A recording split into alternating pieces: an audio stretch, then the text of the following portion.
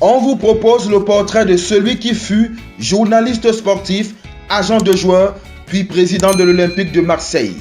Pape Diouf, c'était d'abord un esprit éclairé, rieur, rigoureux. Pape Diouf, c'était aussi une franchise aiguisée, juste, honnête. Dans le milieu du football comme ailleurs, il ne craignait personne et sa dialectique d'homme très cultivé calmait vite ses rares contempteurs. Son nom restera à jamais associé à la ville de Marseille et à son club de football, l'Olympique de Marseille.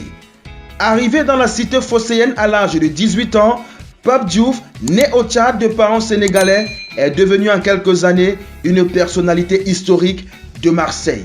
C'est son père, un ancien combattant de la Seconde Guerre mondiale, qui l'a envoyé en France pour lui faire suivre une voie militaire.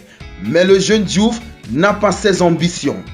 Ce géant de 1,90 m fréquente les couloirs de la presse écrite après ses études à l'Institut d'études politiques. Au journal La Marseillaise, il commence par couvrir le basket, puis le football et l'Olympique de Marseille. Il est alors le seul journaliste noir de la rédaction. Je voyais bien que je suscitais l'étonnement. On vérifiait souvent ma carte de presse. Pour certains, un noir ne pouvait pas bien écrire, disait-il dans une interview à Jeune Afrique.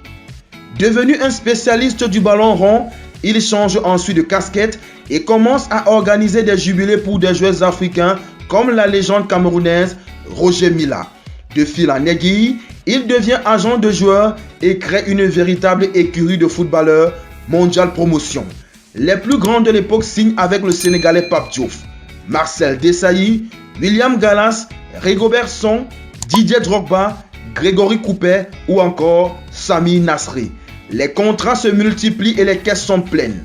En 2004, son entreprise réalise un chiffre d'affaires de plus de 3,4 millions d'euros. Son talent pour les affaires finit par intéresser les dirigeants de l'Olympique de Marseille qui lui proposent de devenir manager général du club.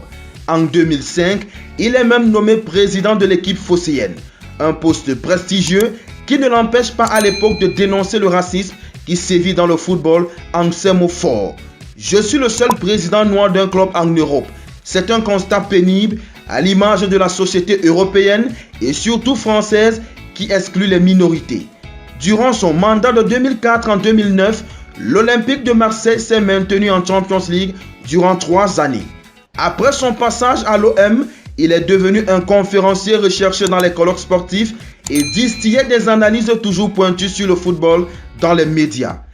Décédé le 31 mars 2020 à Dakar, à l'âge de 68 ans, Pape Diouf restera en jamais dans les esprits comme un pionnier africain dans l'administration des grands clubs européens.